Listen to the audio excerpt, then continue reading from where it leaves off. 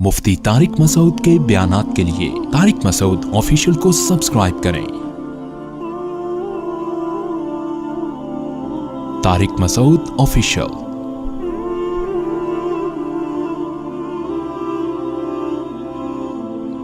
सहाबा कराम देखो, पहले जब तक इस्लाम नहीं था तो किसी ने घोड़े ने पानी पहले पिला दिया ना अपने घोड़े को, तो इस पे लड़ाई शुरू, तुमने पहले पानी क्यों पिलाया, भड्डा शुरू। ऊंट ने पहले पानी पी लिया तो तुमने क्यों पिया, तुम्हारे ऊंट ने क्यों पिया, जब मैं हूं तो मेरा ऊंट पहले पिया। इस पे लड़ाई शुरू, फड्डेबाजी, कबाइली जंग, कत्लो गारत, ये होता था। लेकिन ये वही सहाबा जो बेटियों को जिंदा दफन कर दिया करते थे, जब अल्लाह को पर ईमान लाए हैं, पता चल गया भाई हमें अल्लाह ने पैदा किया है, वो हमें खिलाता है, वो हमें पिलाता है, वो हमसे हिसाब व किताब लेगा। यही सहाबा है कि जब अल्लाह इनकी समझ में आया है तो जंग में जख्मी पड़े हुए हैं, एक पानी मांगते हैं तो कहते हैं भाई, जब उनके पास पानी लेके पहुंचे दूसरी तरफ से आवाज आई पानी, कहते हैं पहले उनको मुझे बाद में। दूसरी तरफ गए, उन्होंने कहा पहले उनको, सब शहीद हो गए लेकिन पहले वो, पहले वो, पहले वो। ये वही सहाबा हैं, ये वही हजरत उमर हैं जो ज़माने जाहिलियत में बड़े जालिम समझे जाते थे, बड़े सख्त, मगर इस्लाम लाने के बाद जब हुकूमत हाथ में आती है, 22 लाख मुरब्बा मील के हाकिम बनते हैं, तो बोरी पे राशन डाल के गलियों में गश्त कर रहे हैं कि कोई भूखा सो गया तो क़यामत के दिन मेरा गरिबान ना पकड़ा जाए कहीं। उनको पता है कि मुझे अल्लाह ने पैदा किया तो अल्लाह मुझसे इस बारे में हिसाब लेगा, उनको पता ही है कि अल्लाह पूछेगा। कैसा जबरदस्त वाक़या हजरत उमर का कि एक घर में गुजरे तो आवाज आई ना रोने की, पता ये चला कि एक औरत के यहां बच्चे की विलादत होने वाली है, परेशान है, तो दाई का इंतजाम किया उसके लिए। घर में कहत पड़ा हुआ है, भूख से बच्चे रो रहे हैं। हजरत उमर रजी अल्लाह ताला अन्हु गए और बोरे पे जो है ना राशन और खाना वाना लेकर गए। तो मुझे ये जब पूरा वाकया मैं सुनता हूं, मुझे इतना मैं जज्बाती नहीं होता, लेकिन इस वाकये का जो आखिरी जुज़ है ना वो इंसान को जज्बाती बना देता है। यहां तक भी हो गया भाई, ठीक है किसी को भूखा देखा तो अपनी जो है ना वो अपने कंधे पे बोरी रख के, खाना रख के, खली अमीरुल मोमिनीन 22 लाख मुरब्बा मील का हाकिम, इतना बड़ा, और जिसके रूम और फारिस की सल्तनतें कांपती हैं उसका नाम सुन के, घबराती हैं यार बहुत ताकतवर है। वो खालिद इब्ने वलीद रजी अल्लाह ताला अन्हु को किसी रूम के बादशाह ने पैगाम भेजा कि भाई तुम लोग पता नहीं क्या तलवार लेके लूटमार में निकले हुए। उसको नहीं पता था ये क्या क्यों लड़ रहे हैं। उसने कहा भाई देखो, तुम्हें अगर तुम लोग अरब लोग हो ना, तुम्हारे पास खाने वाने को नहीं है, वो तो रेगिस्तान था कुछ, अब भी वो तो पेट्रोल पैदा हो गया, वरना वहां उगता कुछ भी नहीं है अब भी। तो अगर तुम्हें कुछ खुराक चाहिए, खाना चाहिए, तो हम रोटी का इंतजाम कर देते हैं, पीना चाहिए तो पानी का इंतजाम कर देते हैं, कोई लाइन वाइन बिछा देंगे आप। खालिद इब्ने वलीद ने फरमाया हमने सुना है रूमियों का खून बहुत लजीज है, ठीक है ना, वो चाहिए हमें। यानी उसको ये ताना दिया कि हम तुमसे भिखारी हैं जो हम रोटी के लिए जंग लड़ रहे हैं। रोटी का वादा अल्लाह ने किया वो पूरा कर देगा। अभी तो हमारा विजन ही चेंज हो गया, रोटी पानी हमारे मसाइल रहे नहीं है। हजरत उमर रजी अल्लाह ताला अन्हु ने, ये पूरा वाकया बड़ा दिलचस्प है, उनके लिए खाना पीना लेकर गए। तो जब खाना लगाया ना तो हजरत उमर के खातिम ने कहा चलें, बस दे दिया खाना। उन्होंने फरमाया नहीं। कैसा अल्लाह ने दिल बनाया ना। उन्होंने, हजरत उमर ने फरमाया मैंने इनको भूख से रोते हुए देखा है, अब मैं इनको खाना खाते हुए भी देखना चाहता हूं। कुछ खाने, हालांकि खुद थोड़ी खा रहे हैं वहां खड़े होकर, खाता हुआ देखना चाहता हूं। खुश हो रहे हैं गरीब को खाता हुआ देखकर।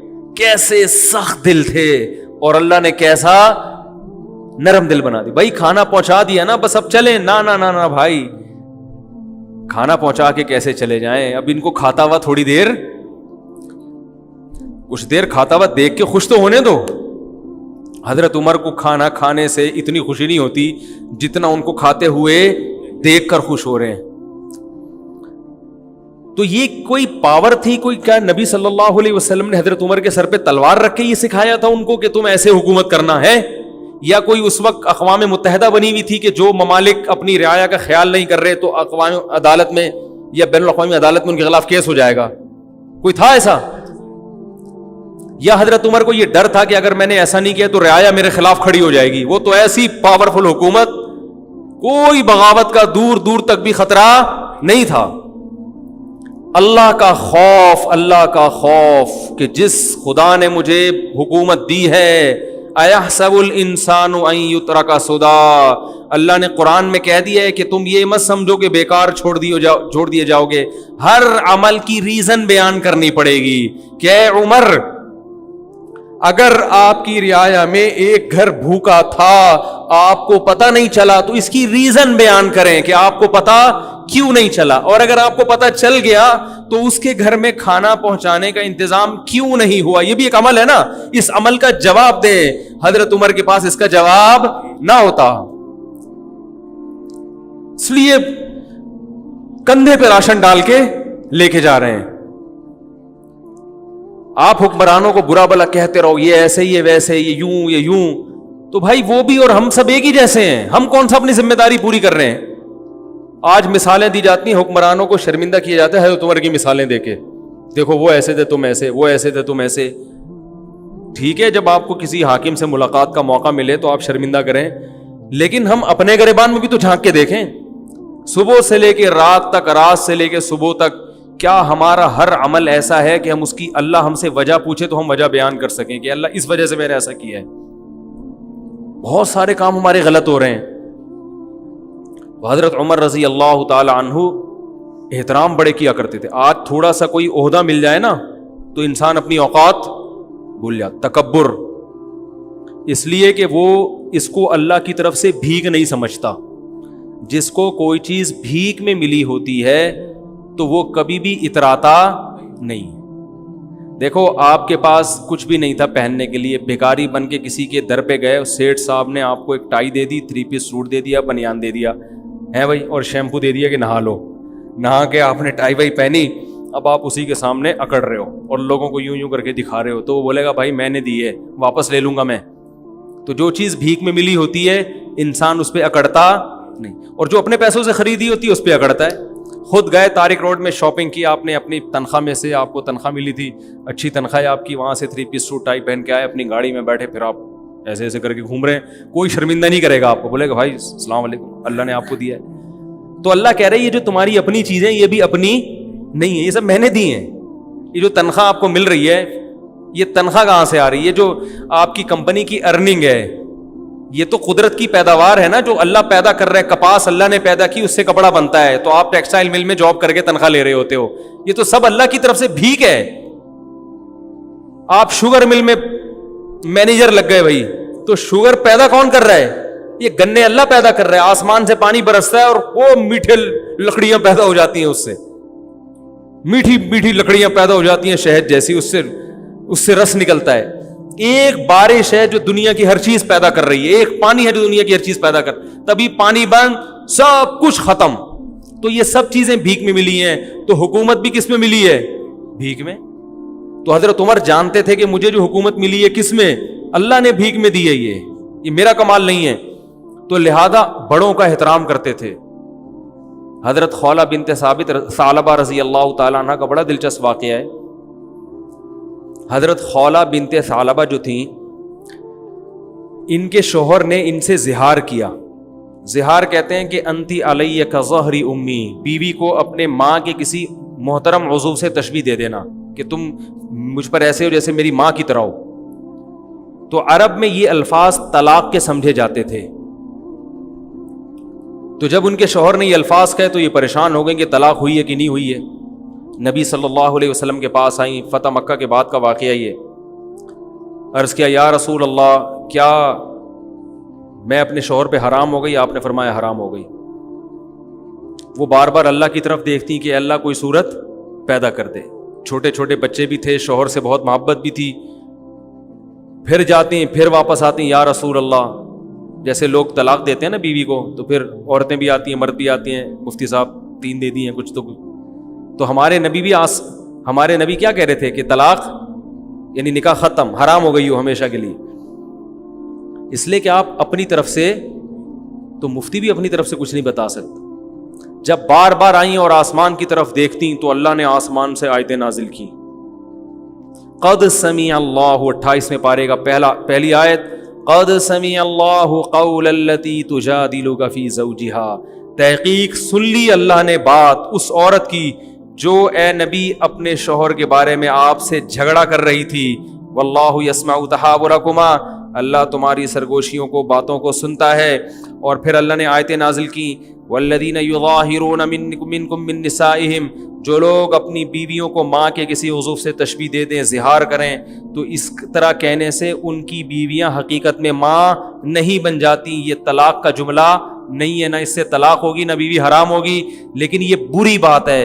تو بری بات کی سزا یہ ہے کہ جو شوہر ایسا جملہ کہے گا تو وہ بیوی کے قریب نہیں جا سکتا جب تک کہ ایک غلام کو آزاد نہ کر دے، اور جس میں غلام کی طاقت نہیں ہے وہ 60 روزے لگاتار رکھے۔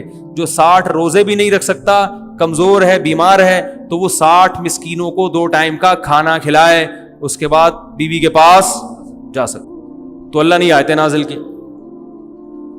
کیا خیال ہے بھائی؟ اب آیتیں نازل ہونے کا آپشن اس لیے 3 طلاقیں دیں تو وہیں بیٹھ کے بس سمجھ جائے گا کہ بیوی حرام ہو گئی ہے، ٹھیک ہے نا۔ اب آ کے مفتی کو تنگ نہیں کوئی گنجائش، پھر ادھر سے آ کے فتوے آج کل مارکیٹ میں اویلیبل ہے۔ اور میں بتاتا ہوں اہل حدیث علماء کا میں احترام کرتا ہوں، لیکن 3 طلاق کے مسئلے میں ان کی رائے 100% غلط ہے، بالکل قرآن و حدیث سے متصادم، اجماع امت کے خلاف ہے۔ اس لیے ان کے فتویٰ سے بیوی حلال نہیں ہوگی، خود اہل حدیث کے لیے بھی اس فتوے پر عمل کرنا جائز نہیں ہے۔ تو رسول اللہ صلی اللہ علیہ وسلم نے ان کو بتایا کہ اللہ نے تمہاری بات سن لی، تو یہ بڑی ایک فضیلت تھی۔ یہ حضرت عمر کے دور حکومت میں یہ بوڑھی ہو چکی تھی، خولہ بنت ثعلبہ جو ہے نا، ظاہر ہے وقت گزر گیا تھا، بوڑھی ہو چکی تھی۔ ایک دن حضرت عمر جا رہے ہیں تو ان کو پتا چلا کہ امیر المومنین گزر رہے ہیں، تو یہ بوڑھی ہو گئی تھی۔ انہوں نے حضرت عمر کو روکا اور ٹھیک ٹھاک سنانا شروع کر دی، تم بادشاہ بنے ہو، تم مسلمانوں کے امیر ہو، تمہیں قوم کا خیال نہیں ہے، تم ایسے کر رہے ہو، تم ایسے، جیسے عادت ہوتی ہے بڑے بزرگوں کی۔ حضرت عمر سر نیچے کر کے سن رہے ہیں، سنتے جا رہے ہیں، کچھ نہیں کہہ رہے۔ ایک بات خوب اچھی طرح سمجھ لیا کریں کہ جب کوئی بڑا نصیحت کرے نا، چپ کر کے اس کو سن لیا کرو، چاہے وہ غلطی کر رہا ہو، آپ کے اندر وہ غلطی نہ بھی ہو تو سن لیا کرو۔ آج کل نوجوانوں میں یہ بدتمیزی بہت ہے کہ باپ سمجھا رہا ہے، ماں سمجھا رہی ہے، فوراً جواب دینا شروع کر دیں گے، نہیں آپ غلط کہہ رہے ہیں، میں نے تو ایسا، میں تو ہوئی نہیں ایسا۔ اگلا کہہ رہا ہے، باپ کہہ رہا ہے بیٹے کو کہ بیٹا تھوڑی محنت سے پڑھا کرو، تھوڑا سا کاروبار بھی سنبھالو، تمہیں اماں انڈے لینے کے لیے بھیجتی ہے، تم دہی لے کے آ جاتے ہو، جتنے انڈوں کا بولا ہوتا ہے اتنے لے آیا کرو، وقت پہ لایا کرو، ٹھیک ہے نا۔ چپ کر کے آپ سارے کام وقت پہ کر رہے ہیں، لیکن اس وقت تھوڑی دیر چپ کر کے بولو بھائی سن، اس وقت فوراً جواب نہ دیا کریں، نہیں میں تو لے کر آیا ہوں نا، میں تو اس وقت بھی گیا تھا، تو بتائیں کب میں نے دیر کب کی ہے۔ یہ بڑی بدتمیزی ہے، گھروں میں یہ سسٹم ہی ختم ہو گیا سننے کا۔ او بھائی تھوڑی دیر سن لے، 5 منٹ، ٹھیک ہے نا، بول اچھا ٹھیک ہے، انشاءاللہ کوشش جاری رہے گی، سن لو، پتلی گلی سے نکل لو۔ ابا سے کون سا 24 گھنٹے کوئی بیٹھے رہتے ہو، یا ابا ہے یا کوئی بزرگ ہے یا کوئی عالم ہے، کوئی مفتی ہے، کوئی بڑا ہے، کوئی بھی سمجھا رہا ہو، اس وقت چپ کر کے سن لو۔ بعد میں آپ سمجھتے ہیں کہ واقعی یہ غلط فہمی سے ممکن ہے ان کے دل بدگمان ہو رہا ہو کوئی میرے خلاف، تو بعد میں کسی موقع پر آپ ان کو الگ سے سمجھا دیں کہ یہ کچھ آپ جو ایسی باتیں کر رہے ہیں 1-2 دفعہ تو ٹھیک ہے، لیکن بار بار آپ کریں، اس کا مطلب شاید آپ کو کوئی غلط فہمی ہے۔ تو ایسا نہیں ہے، میں انڈے ہمیشہ ٹائم پہ لے کے، انڈے کی ایک مثال دے رہا ہوں میں تو یہی کرتا ہوں نا سارا دن۔ تو یہ جو ہے نا ایک دم بدتمیزی کرنا، یہ اچھا کام نہیں ہے۔ کچھ آداب ہوتے ہیں، کچھ تمیز ہوتی ہے، وہ شارٹ ہوتی جا رہی ہے مارکیٹ سے۔ باپ اگر غصے میں بھی ڈانٹ رہے تو چپ کر کے سن لو، اسی سے انسان کے خاندانی ہونے کا پتہ چل جاتا ہے۔ کچھ دن پہلے ایک جگہ جانا ہوا، ابا نے اپنے بیٹے کو نا میرے سامنے ڈانٹ رہے ہیں، ایک کاروبار کے سالے نے بیڑا غرق کر کے رکھ دیا، اس کو دیا یہ کر دیا، سست۔ بیٹا بیٹھ کے سن رہا، چپ۔ مجھے اندازہ ہوا کہ خاندانی لوگ ہیں، گھرانہ کیسا ہے، باپ بولتا ہے تو بیٹا چپ کر کے سنتا ہے، یہ خاندانی ہونے کی علامت۔ ورنہ بیٹا یہ بھی کہہ سکتا ابا مفتی صاحب کو بتانے کی کیا ضرورت ہے، وہ ہو سکتا ہے بعد میں جا کے اس نے پرچہ لکھ کے دیا ہو کہ ابا ویسے ہی مجھے سمجھا دیتے مفتی صاحب کے سامنے۔ ابا کو چاہیے کہ الگ سے سمجھائیں، کسی کے سامنے نہ کریں، یہ ابا کی غلطی ہے۔ لیکن بیٹے کی سعادت کیا ہے، چپ کر کے سن لو یار ابا کے احسان اتنے ہیں, یہ گھر ابا نے دیا ہے بھائی, نام ابا سے ملا ہے, کوئی بات نہیں, تھوڑا سا ظلم ہو گیا تو کیا ہو گیا, وہ احسانات کے مقابلے میں اس کی کوئی اوقات ہی نہیں ہے جو ان غلطیوں کی. تو حضرت عمر رضی اللہ تعالیٰ عنہ اتنے بڑے امیر, لوگ کانپتے ہیں ان کے نام سے, اور ایک بوڑھی عورت کھڑے ہو کر ڈانٹ رہی ہے, سمجھا نہیں رہی, ڈانٹ رہی ہے, بولتی جا رہی ہے, چپ ہی نہیں رہی. تو وہ جو حضرت عمر کے خادم تھے نا, انہوں نے کہا قد اکثرتی یا خولا, بہت زیادہ کر دیا آپ نے نصیحت, امیر المومنین ہے, تھوڑا خیال کرو. ٹھیک ہے 2-3 دفعہ ہو گیا, اب آپ تو بولے ہی جا رہی ہو. حضرت عمر نے ان کو خاموش کرا دیا, اپنے خادم کو. فرمایا کہ اگر یہ عشاء کے بعد کا یہ واقعہ ہے, فرمایا اگر یہ عشاء کے بعد سے فجر تک بھی مجھے کہتی رہے گی تو عمر اس کی بات سنتا رہے گا, کیونکہ یہ وہ عورت ہے جس کی بات کو اللہ نے آسمانوں پہ سنا ہے. تو عمر کون ہوتا ہے اس کی بات کو سننے سے انکار کرتے؟ یہ وہ عورت ہے جس کی بات اللہ نے 7ویں آسمان پہ سنی ہے. یہ آئی تھی نا نبی کے پاس گنجائش پیدا کریں, تو قد سمع اللہ نے آیتیں نازل کی, اللہ نے سن لی اس عورت کی بات جو اپنے شوہر کے بارے میں آپ سے جھگڑ رہی تھی. تو جس کی بات اللہ 7ویں آسمان پہ عرش پہ بیٹھ کے سن رہا ہو, عمر کیسے کہہ سکتا ہے کہ بس کر, میں نہیں سننا چاہتا. تو یہ بھی وہی ہے اللہ کا خوف. یہ کہاں سے آیا؟ قرآن سے آیا. کوئی اقوام متحدہ نہیں تھی اس وقت, یہ کوئی بین الاقوامی عدالت نہیں تھی جس کے پاس دنیا کیس لے کے جاتی کہ یہ ہماری بات نہیں سن رہے. جب تک اللہ کا خوف نہ ہو, آخرت نہ ہو, انسان کا بچہ بن ہی نہیں سکتا, اور دنیا میں ظلم ہوتا رہے گا, اور اپنے اوپر بھی انسان ظلم کرتا رہے گا, اپنے اوپر بھی. دیکھو میں سگریٹ نہیں پیتا الحمدللہ, میں چرس نہیں پیتا, میں ہیروئن نہیں پیتا. یہ کیوں؟ اسلام کی وجہ سے نا. اگر آپ نہیں پی رہے تو کس کی وجہ سے؟ خدا کی قسم ایک دن کے لیے اسلام کو ہٹا دو تو دیکھو یہاں آدھے سے زیادہ لوگ شراب پینا شروع کر دیں گے. اپنی جان پہ ظلم ہے یا نہیں شراب پینا؟ بتاؤ میرے بھائی.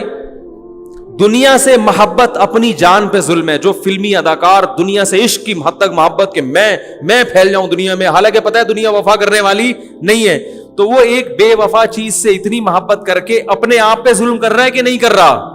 تو اگر آپ کی زندگی میں دین نہیں ہے تو آپ دنیا کے لیے بھی ظالم اور اپنے لیے بھی بہت بڑے ظالم بن جاؤ گے. آپ اپنی زندگی بھی اپنے ہاتھوں تباہ کر دو گی. میں نے دیکھا ہے شرابی لوگوں کو جگر خراب ہو گیا, مر گئے جوانی میں, نشے کی خاطر چند لذتوں کی خاطر جوانی میں موت کا شکار ہو گئے, ساری زندگی برباد کر دی انہوں نے. تو جن لوگوں کو روکا ہے شراب سے, وہ کون سی چیز روک رہی ہے؟ وہ اسلام روک رہا ہے, وہ مذہب روک رہا ہے ان کو.